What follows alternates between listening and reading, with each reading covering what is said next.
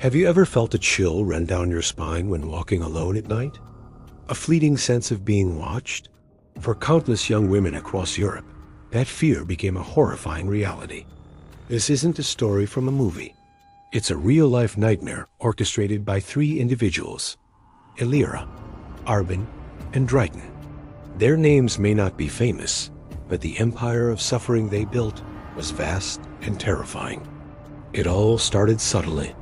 A young woman vanishes from a bustling city square. Another disappears after a night out with friends. A third is gone from her university dorm. On the surface, these were isolated incidents, tragic but unconnected. Police departments in different countries filed them away as missing person cases, each one a separate, heartbreaking puzzle. But what if they weren't separate at all? What if they were all pieces of the same monstrous picture? The truth was far more sinister than anyone imagined. An invisible web, woven with secrets and lies, stretched across the continent. At its center were Elira, Arbin, and Dryden, the architects of a sophisticated human trafficking network. They were ghosts, their hands clean, their involvement buried under layers of deception. They didn't get their hands dirty. They were master puppeteers, pulling strings from the shadows. Their system was a marvel of criminal engineering. It was decentralized with no single point of failure. Think of it like a ride-sharing app, but for human misery. A message would go out, and a driver in one city would be activated to pick up a package. Another contact would book a last-minute flight. A third would arrange for a train ticket. They used the very arteries of modern Europe, its highways, its airports, its train stations to move their victims. The infrastructure designed to connect people was twisted into a machine for making them disappear. For the young women caught in this net, the world shrank to the size of a car trunk or the back of a van. They were moved from city to city, country to country, their identities erased, their voices silenced. They became commodities, stripped of their names, their pasts, and their futures. Each transfer was meticulously planned to be untraceable. A short car ride to a different neighborhood, a switch to another vehicle, a brief stay in a nondescript apartment, and then on to a train or a plane.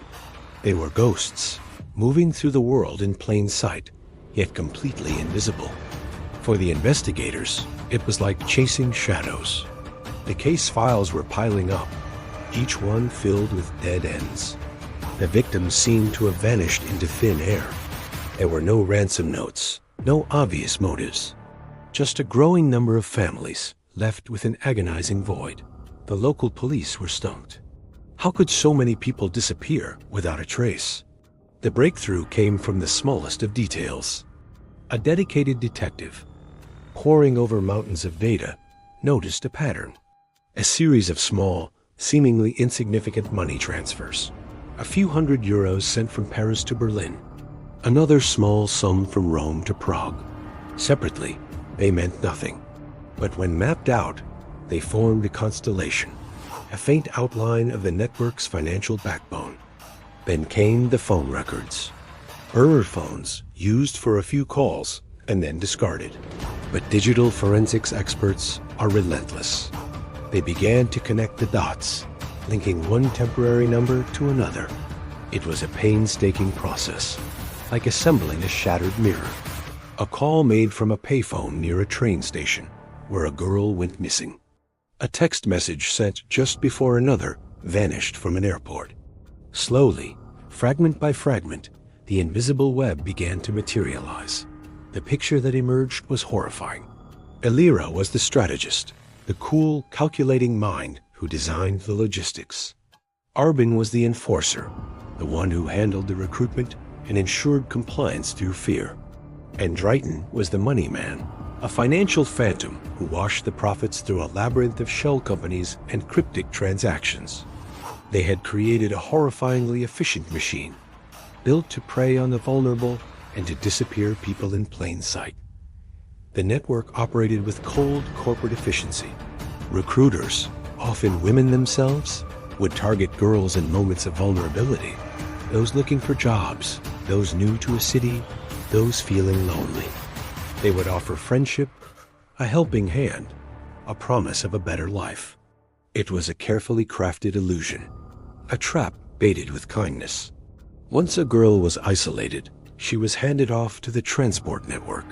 The drivers, the bookers, the safe housekeepers, they were all small cogs in this massive machine. Many of them probably didn't even know the full extent of what they were doing. They were paid for a simple task: drive from point A to point B, book a ticket, rent a room. They were instructed to ask no questions. This compartmentalization was the network's greatest strength. If one cog was removed, the machine kept running. As investigators from different countries started sharing information, the scale of the operation became undeniable. The small money transfers and burner phone calls were the breadcrumbs leading them through the dark forest of this criminal enterprise. They began to see how a girl who disappeared in Spain could reappear, briefly, on a security camera in Germany, before being moved again, perhaps to Eastern Europe. She was no longer a person. She was cargo. The fight to dismantle this network was a testament to international cooperation. It required police forces to break down jurisdictional barriers, to share intelligence in real time. Stackouts were mounted, suspects were put under surveillance, and every digital footprint was analyzed. They were no longer just looking for missing persons. They were hunting the monsters who made them disappear. The story of Alira, Arbin, and Dryden is a chilling reminder of the darkness that can operate just beneath the surface of our modern, connected world. It shows how the very systems we rely on for freedom and mobility can be twisted for the most evil of purposes. Their machine was designed to erase human beings, to turn them into whispers and shadows. But it also shows the power of persistence, the importance of looking closer, and the courage of those who refuse to let the whispers fade. They fought to give the victims their names back, to pull them back from the shadows, and to ensure that the architects of their misery would finally face justice. This story is a stark warning. It compels us to be more aware, to look out for one another, and to recognize the signs of exploitation that can hide in plain sight. Thank you for watching. If you found this story important, please like this video and subscribe to our channel for more deep dives into the stories that shape our world. Stay safe out there. Most people could live near it for years without ever noticing its presence. A hotel manager, a taxi driver, even a neighbor could pass by without seeing the dark reality behind closed doors. The network also thrived on trust and deception. Victims were promised jobs, education, or travel opportunities, and the perpetrators used that trust to their advantage. The women often believed they were following a legitimate path. They were led to safe houses, then to apartments or clubs in foreign cities, all of it planned in advance. Each step reinforced the illusion that everything was normal, even as it became increasingly dangerous. The system had learned to operate within the cracks of society, using the legal system and bureaucracy to its advantage. Each woman's disappearance was carefully masked by travel documents, temporary stays, and fake identities.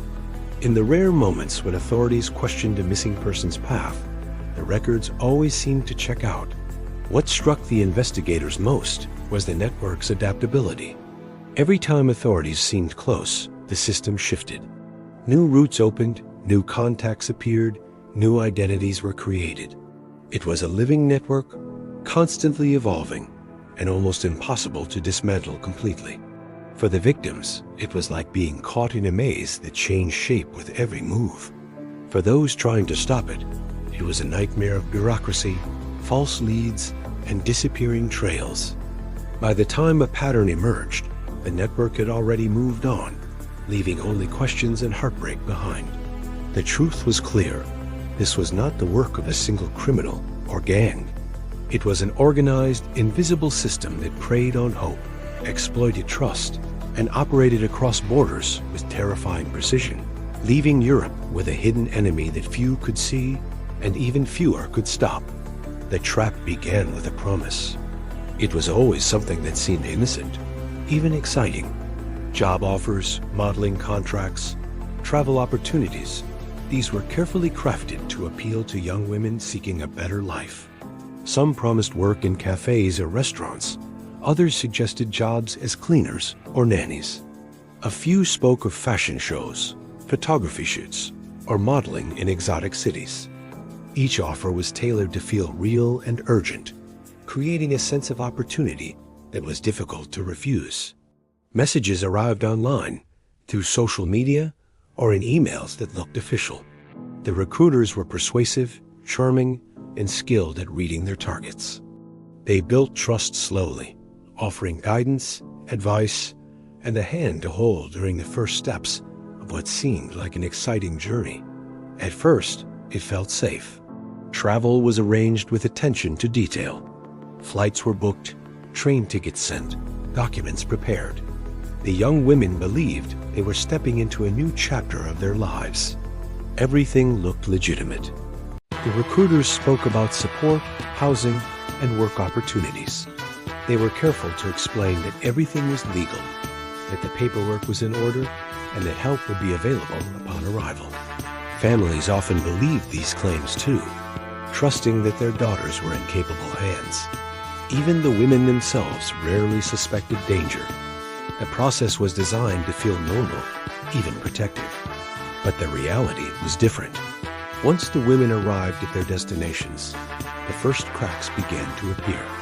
Passports and identification papers would go missing or be taken for processing.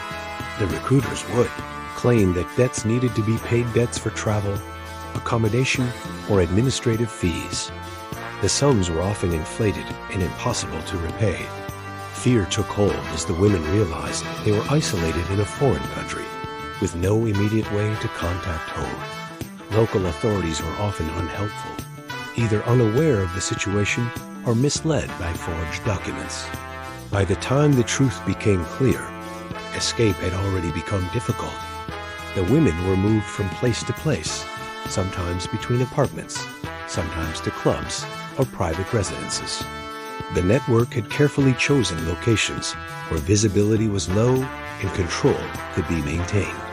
They were instructed to obey rules, meet quotas, or provide services under strict supervision. Any hesitation or attempt to resist was met with threats or punishment, carefully designed to intimidate without drawing external attention. Isolation became a constant companion, reinforcing the power of those who controlled the network. Friends were discouraged, contact with the outside world was limited, and every step was monitored. Even when the women found moments of courage, the network had planned for that. Routes, documents, and even local accomplices ensured that escape was dangerous and uncertain. Victims became trapped not only physically, but emotionally, facing fear, shame, and confusion. Many began to internalize the system's control, believing that compliance was the only path to survival. What began as a promise of opportunity transformed into a nightmare of manipulation, debt, and fear. By the time families realized what had happened, their daughters were already deep within a network that had no face, no single leader, and no easy way to stop it. The false promise was the first step into a world carefully designed to hide the horror behind a mask of normalcy, leaving hope and trust as the very tools used to trap the innocent. The network thrived not in secret wilderness or hidden bunkers, but in the heart of cities that appeared ordinary and safe. Luxury apartments with polished floors and modern furniture hid overcrowded rooms where women were confined and controlled. Nightclubs with flashing lights and loud music doubled as points of surveillance, where recruiters and enforcers monitored arrivals, departures, and even the moods of those trapped inside. To the casual observer, these places were vibrant hubs of nightlife, full of laughter and energy. To those inside the network, they were cages. The streets outside were full of pedestrians, taxis, and tourists, none of whom would suspect the grim reality taking place behind the doors. It was a system built to operate in plain sight, relying on the assumption that most people never look too closely at the lives of strangers. Local businesses, knowingly or unknowingly, became part of the machinery. Cafes, laundromats, rental agencies, and transport services all provided cover for the network's movements. Some operators benefited financially, others chose silence to avoid complications. The network learned quickly which cities were most permissive, where authorities were slow, corrupt, or overworked, and where laws left loopholes that could be exploited. Raids did occur, but they were small and strategically delayed, often targeting only minor players while leaving the core of the network untouched. The organization adjusted its operations with remarkable speed, moving people from one apartment to another, one city to another, whenever danger approached. Surveillance cameras, security guards, and even local police were not enough to disrupt the flow. The network's planners understood urban life better than most law enforcement officials. They calculated the times and routes to move victims using side streets, service elevators, and unmarked vehicles. The women themselves often became invisible, blending into tourist crowds or posing as workers, shoppers, or students. Even when they tried to seek help, the network had prepared contingencies, contacts who pretended to be helpful, documents that appeared legitimate, and threats that kept victims silent. The city itself became a labyrinth, with familiar streets turning into traps without warning. The network's presence was everywhere yet nowhere. Social media advertisements, online job postings, and recruitment messages created a veneer of legitimacy. People saw young women traveling for work or study and assumed it was ordinary. Friends and family were reassured by photos, text messages, or brief calls, never realizing they were carefully staged to hide fear. The network exploited society's tendency to trust appearances, turning everyday interactions into tools of control. Even small gestures of kindness or assistance from locals could be manipulated, keeping victims dependent on the very system that held them captive. The psychological impact was profound. Living among luxury and normalcy, while being trapped, created confusion, fear, and isolation. Victims learned to navigate the city carefully, avoiding detection while fulfilling the network's demands. Each day was a balancing act between survival and hope. The network's brilliance lay in its subtlety. It did not need violence to operate effectively. It thrived because no one noticed, because society looked away, and because the cities themselves provided the perfect environment for secrecy. Europe's busiest streets and most glamorous neighborhoods had become the hiding place for something dark, a hidden system of exploitation that moved unseen beneath the surface of normal life. It was a shadow that could exist anywhere, waiting quietly behind doors that everyone assumed were safe. One investigator decided to ignore the missing persons reports for a moment and focus on the money instead. He noticed a pattern that no one else had seen. Small payments, often just a few €100, were moving across borders in a seemingly random fashion. On their own, each transfer appeared insignificant, below the threshold that would trigger suspicion from banks or financial authorities. But when traced together, these tiny streams of cash formed an invisible web connecting dozens of cities, apartments, and businesses. It was as if someone had constructed a shadow economy, one that could move people, not goods, with remarkable efficiency. Following the money revealed a network that was not only vast, but meticulously organized. Shell companies were the first clue. They appeared legitimate, registered in countries with minimal oversight, operating transport services, rental agencies, and small logistics firms. On paper, they were nothing unusual. Companies that existed solely to handle small transactions, pay wages, and rent properties. But the investigator realized that these businesses were central to the movement of victims.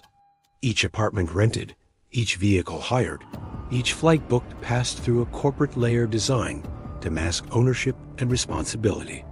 The women's movements, their temporary addresses, and even the payments they were forced to make all flowed through these legal structures. What looked like normal commerce was, in fact, the lifeblood of the network. The investigator followed the trail across multiple countries. Each time he thought he had reached the center, it had moved. Accounts closed, names changed, and new companies appeared in their place. The network was built to adapt, evolving faster than authorities could respond. Yet, by following the financial breadcrumbs, he could begin to see its shape. There were hubs in major European cities, transport corridors connecting ports and airports, and temporary residences that changed occupants on a weekly basis. Every transaction told a story: a woman's arrival in a new city, a debt payment, a new identity created, or a safe house prepared. Money revealed the invisible architecture behind the disappearances. Even more striking was how ordinary the system looked to anyone who didn't investigate closely. Bank transfers, corporate invoices, and service contracts all appeared legitimate. Regulators and accountants could see nothing unusual unless they dug deeper. It was a system that exploited trust, legality, and bureaucracy to operate almost openly. Small mistakes, overlooked details, and human assumptions kept the network running. Every loophole was a door, every regulation a shield. For the investigator, it became clear that the network's power lay not in brute force, but in precision, planning, and invisibility. The closer he got, the more resistance he faced. Companies denied wrongdoing, records disappeared, and in some cases, threats arrived. The network had anticipated attempts to track it through traditional investigative methods and built multiple layers of protection. Still, the money told the truth. Every deposit, withdrawal, and transfer, no matter how carefully concealed, left a trail. It was slow, painstaking work, tracing thousands of small transactions across borders. But each step brought him closer to understanding the vast and intricate system controlling lives across Europe. For the first time, the invisible machine that had swallowed so many young women began to take shape, revealing the terrifying scale and sophistication of a criminal network that relied on the quiet movement of money to remain hidden. The breakthrough came from an unexpected source, a person deep inside the network who had grown tired of living on the edge. For years, this insider had facilitated travel, arranged housing, and managed communications, operating in a system that demanded absolute loyalty. They had been careful, following rules, avoiding detection, and keeping the network's secrets hidden from authorities. But one small mistake changed everything. It was not born of conscience or guilt. This was survival. The insider realized that the network was beginning to turn on its own, eliminating weak links and anyone who could become a liability. Those who had served faithfully for years could suddenly find themselves at risk. By sharing information with investigators, the insider exposed safe houses, transport routes, and hidden contacts across 3 countries. It was a devastating blow to the organization, but also a terrifying revelation. The network's strength lay in its discipline and anonymity, yet now it was unraveling from within. Investigators discovered locations that had previously been invisible, apartments rented under false names, and vehicles used to transport victims across borders. Every lead revealed another layer of control, each more extensive and sinister than the last. The insider as betrayal highlighted a truth no one had expected. The network's power was fragile, dependent not only on secrecy, but on the obedience of those within it. What shocked authorities even more was the ruthlessness with which the network dealt with its own. Loyalty meant nothing. Any misstep, hesitation, or hint of disobedience could result in disappearance, punishment, or forced relocation. The system was self-preserving, and as it sensed weakness, it consumed those it once relied on. The betrayal from the insider was not an isolated event. It reflected a culture of fear that had long been hidden from the outside world. People who appeared to be trusted enforcers or coordinators were often under the same threat as the victims themselves. Survival required constant vigilance, deception, and a willingness to betray anyone, including friends, colleagues, or partners. For investigators, the insider's revelations were both a gift and a warning. Every new piece of information brought hope that lives could be saved and safe houses shut down. Yet it also revealed the depth of the danger. The network's reach was enormous, spanning countries and cities with precision and planning that few could imagine. Even with safe houses identified, the women were rarely in one place for long. Each apartment or temporary residence had backups, escape routes, and contingency plans to keep the system moving. The betrayal exposed cracks, but it also confirmed that the network could adapt quickly, replacing lost operatives and shifting operations with alarming speed. The psychological impact on law enforcement was intense. They realized that the enemy they were fighting was not just criminal.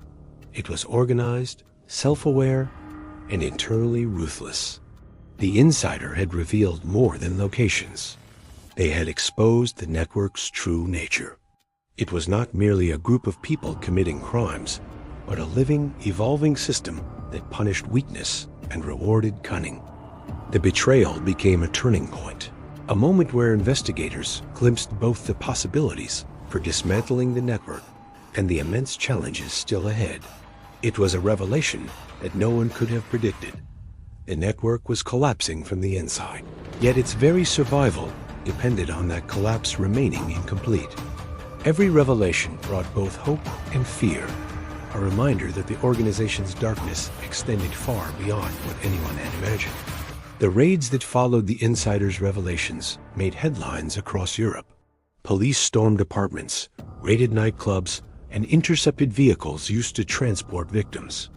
Arrests were made, and for a brief moment, it seemed like the network was finally being dismantled. Politicians promised reform, tighter regulations, and better protections for women at risk. News outlets ran stories about brave investigators and successful operations, celebrating the apparent victory over a hidden criminal machine. Families of missing women allowed themselves a moment of hope, believing that justice might finally be served. The public, too, breathed a sigh of relief, reassured that the danger had been exposed and would soon be eradicated. But the apparent triumph was deceptive. While the raids disrupted some operations, the core of the network had already shifted. Leaders had anticipated the possibility of arrests and moved key assets, people, and routes to safer locations before authorities could intervene. The network had always operated like water, flowing into empty spaces and avoiding obstacles. The women who were rescued were only a fraction of those who had been trafficked, and many of the victims remained unaccounted for. New recruiters quickly filled the positions left vacant, and operations resumed with a chilling efficiency. The arrests were temporary setbacks, not the collapse of a system that had survived for years through careful planning and adaptability. The network's ability to rebuild so quickly highlighted its resilience and the depth of its planning. Safe houses, transportation routes, and recruitment channels had always had backups. Documents, payments, and communications were decentralized, meaning that even when some nodes were removed, the network as a whole remained intact. Investigators soon realized that the system was not just a criminal enterprise, it was a living, adaptive machine. Each raid or disruption was a challenge for the network to overcome, not a threat to its survival. For law enforcement, the victories felt hollow, like patching holes in a dam, while the water continued to flow relentlessly. Psychologically, the network had a different kind of strength. Fear and manipulation were deeply ingrained in the victims, and even when they were freed, many struggled to escape the mental chains imposed by years of control. The community and authorities had intervened, but the system's effects linger, making recovery slow and complicated. The women's experiences became a reminder that dismantling the physical operations of trafficking was only one part of the challenge. Dismantling the influence and terror embedded by the network was another battle entirely. Ultimately, the raids exposed a harsh reality. Visibility does not equal control. The public saw arrests and media coverage and assumed closure, but the core of the network had survived. It had adapted, relocated, and continued to function, just out of reach of authorities. For the victims, the trauma remained, and for investigators, the victories were bittersweet. The system was still alive, a hidden force moving across borders, cities, and streets. The collapse that appeared on the surface was never complete. Europe celebrated an illusion of justice, while the network quietly rebuilt, waiting for the next opportunity to exploit the trust, hope, and vulnerability of those who fell into its carefully crafted web. The apparent triumph was only temporary, A brief pause in a system designed to endure, reminding everyone that even when crimes are exposed, the shadow behind them can persist, unseen and unbroken. Years after the high-profile raids and media coverage, the truth of the network remained largely hidden. Many cases were still unresolved, and countless women had vanished without a trace. Some survivors had been found, rescued from safe houses, or identified through painstaking investigations, but the majority remained lost in the shadows of a system that moved too quickly and operated too cleverly to be fully dismantled. Families continued to wait, hoping for closure that might never come. Each new report of a disappearance brought the same known fear, the same haunting question: how many had slipped through the cracks unnoticed? The network's name faded from headlines over time, replaced by newer scandals and crises that captured public attention. Politicians and media moved on, promising reforms, new policies, and stronger protections, but the underlying problem remained. The network adapted quietly, shifting operations to new cities, finding alternative recruitment methods, and replacing leaders who had been arrested. Its resilience was staggering. What law enforcement and society saw as a closure was, in reality, only a change in appearance. The machinery of exploitation continued, invisible yet relentless, moving like a shadow across borders and within cities. The women who survived carried the weight of their experiences long after leaving the network's control. Trauma, shame, and fear persisted, even as they tried to rebuild their lives. Many found it difficult to speak about what had happened, silenced by years of manipulation and threats. Recovery was slow and painful, and in many cases, incomplete. The system had not just trapped their bodies, it had shaped their minds, leaving scars that no arrest or media report could erase. For the victims, freedom often came with the realization that the network had not been fully destroyed. It had merely shifted, waiting for new opportunities. The broader reality was equally sobering.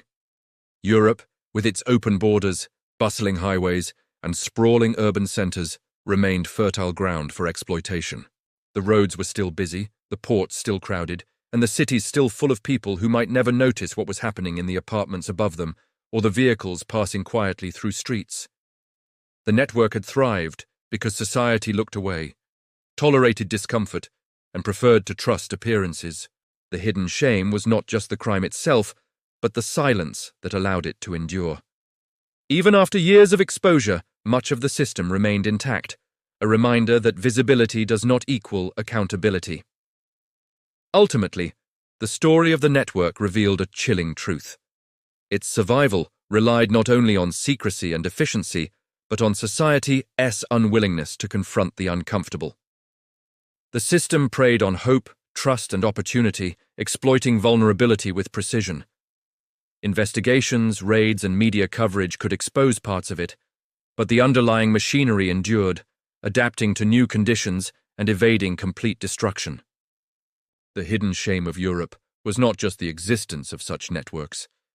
It was the complicity of silence, the ease with which the world moved on, and the comfort of ignoring the suffering happening just out of sight. The victims' voices remained, fragile yet persistent, a testament to the lives that had been stolen, and a warning that the shadows still moved quietly behind the streets, the ports, and the cities where life seemed ordinary. Even today, the roads remain busy, the borders open, and the cities thriving, but somewhere within that normalcy, the network persists. The horror may no longer dominate headlines, but it has never fully disappeared. The truth, left in the dark, is simple and haunting. Europe may have looked like it was safe, but its hidden shame endures, surviving through adaptation, silence, and the unwillingness of the world to see the shadows moving just beyond the light.